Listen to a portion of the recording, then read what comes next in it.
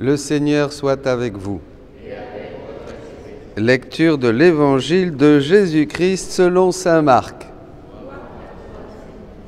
En ce temps-là, Jésus partit et se rendit dans le territoire de Tyr.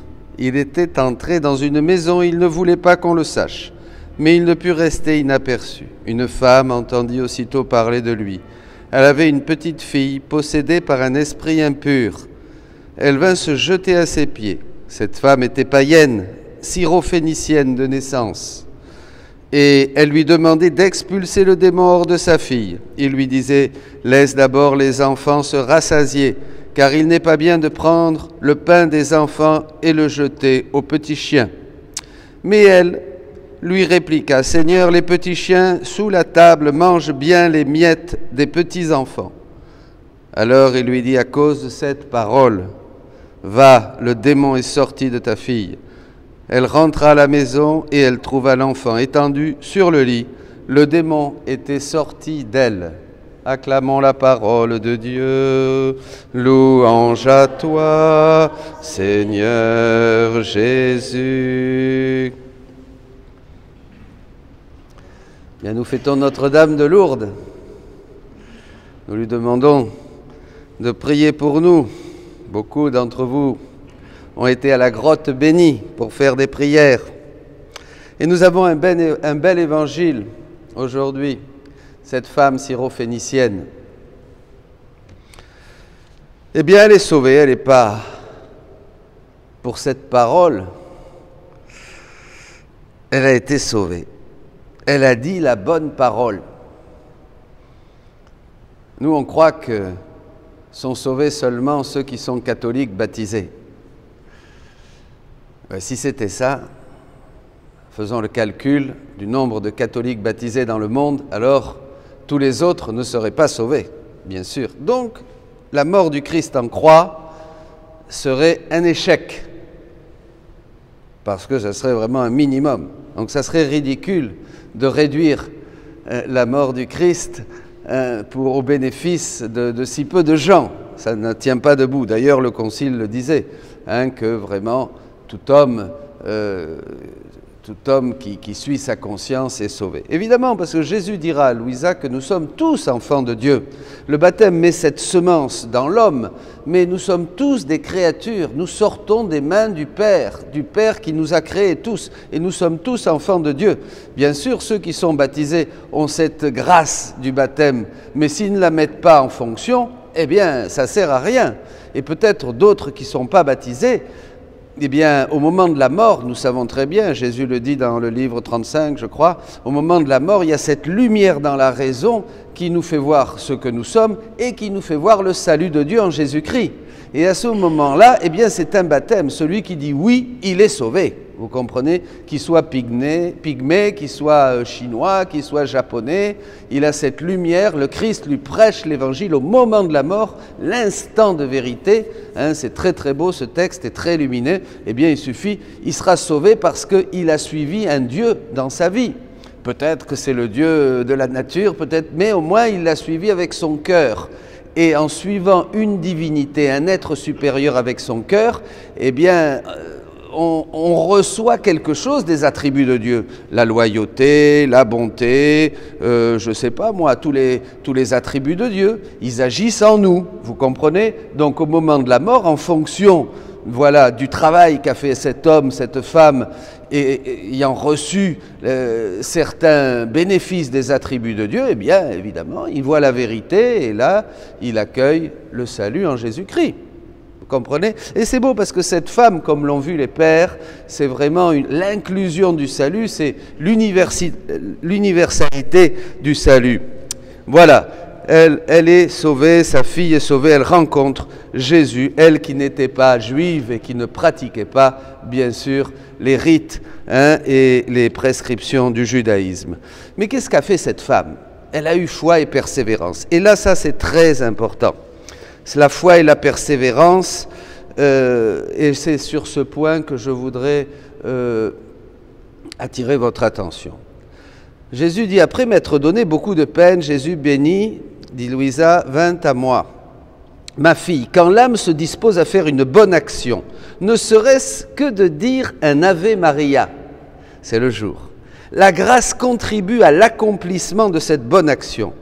Cependant, si l'âme ne persévère pas dans la poursuite du bien, elle montre clairement qu'elle n'a pas de considération pour les cadeaux reçus et qu'elle se moque de la grâce.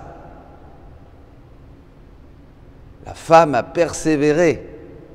Elle n'était pas juive, elle a persévéré.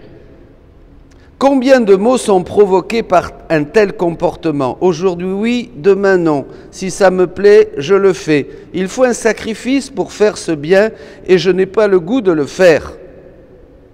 C'est comme pour une personne qui, ayant reçu un cadeau d'un ami aujourd'hui, le retourne demain. Dans sa bonté, l'ami le renvoie de nouveau, mais après avoir gardé le cadeau pendant quelque temps, fatigué, la personne le retourne encore. Que dira l'ami?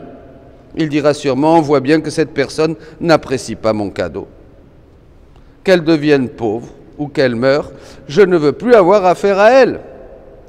Tout est lié dans la persévérance, dit le Seigneur. La chaîne de mes grâces est liée à la persévérance de l'âme dans sa poursuite du bien. Si l'âme s'esquive, elle rompt cette chaîne. Qui peut alors l'assurer qu'il y aura reprise? Mes desseins s'accomplissent seulement en ceux dont les actes sont marqués par la persévérance. La perfection, la sainteté, tout est lié à la persévérance. L'âme qui agit avec intermittence, si elle manque de persévérance, cela rend vain les desseins divins et compromet la perfection de sa sainteté. Jésus, la divine volonté, voulait donner le salut à cette âme. Il y avait un enseignement que voulait faire Jésus pour toutes les générations, jusqu'à la fin des temps. C'est-à-dire quelqu'un qui n'est pas dans la barque, dans l'Église, dans le judaïsme de l'époque, et qui vient de l'extérieur, mais quelqu'un qui persévère dans le bien. Quelqu'un qui persévère pour se rapprocher de Jésus par la prière, se rapprocher de Dieu par la prière. Eh bien ça va remplir de compassion le cœur de Dieu.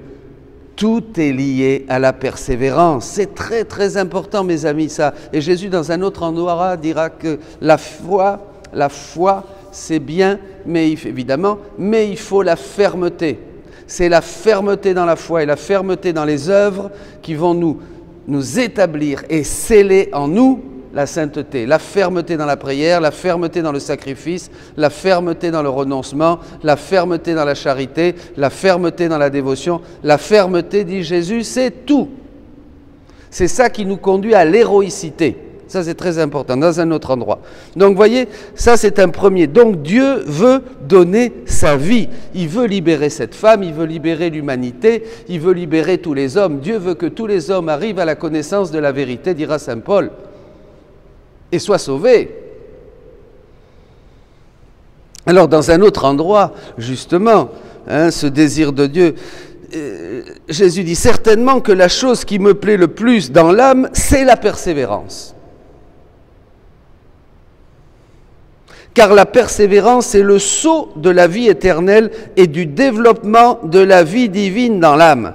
Tout comme Dieu est toujours ancien, toujours nouveau et immuable, ainsi l'âme persévérante est toujours ancienne, puisqu'elle s'exerce depuis longtemps, toujours nouvelle, puisqu'elle est toujours en train de s'exercer. Et sans s'en rendre compte, elle est immuable, puisqu'elle est sans cesse renouvelée en Dieu. Puisque par sa persévérance, l'âme fait l'acquisition continuelle de la vie divine, en elle, elle trouve en Dieu le sceau de la vie éternelle. Peut-il y avoir un sceau plus sûr que celui accordé par Dieu lui-même? Qu'est-ce qu'a fait Jésus? Eh bien, il a vu cette femme persévérer, malgré que les disciples la rabrouaient, et il lui a donné.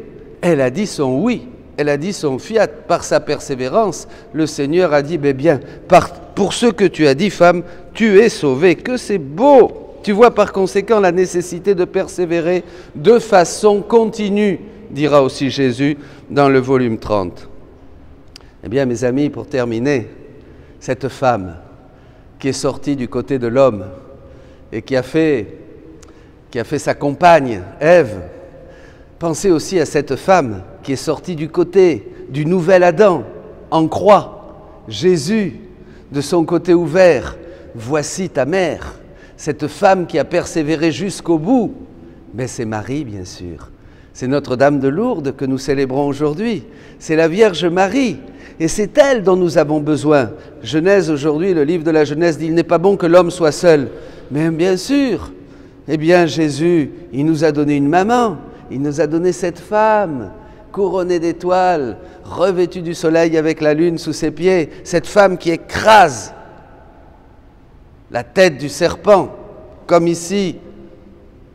Cette femme qui a, par sa foi, vaincu le mal qui était dans sa fille. Eh bien, ça, c'est la Vierge Marie qui nous donne aussi cette persévérance finale. Et en étant en elle, eh bien, nous aussi, avec elle, nous écrasons la tête du serpent et nous faisons partie des enfants du triomphe de son cœur immaculé. Mes amis, demandons à Notre-Dame de Lourdes aujourd'hui de nous donner cette persévérance pour continuer à suivre Jésus, sans laisser de distance, dira un autre endroit Jésus, sans laisser de distance, à persévérer dans la prière, à persévérer dans la foi, avec fermeté, pour arriver à l'héroïcité de la persévérance. Celui qui persévère jusqu'au bout obtiendra la vie, dit Jésus. Bonne route, soyez bénis.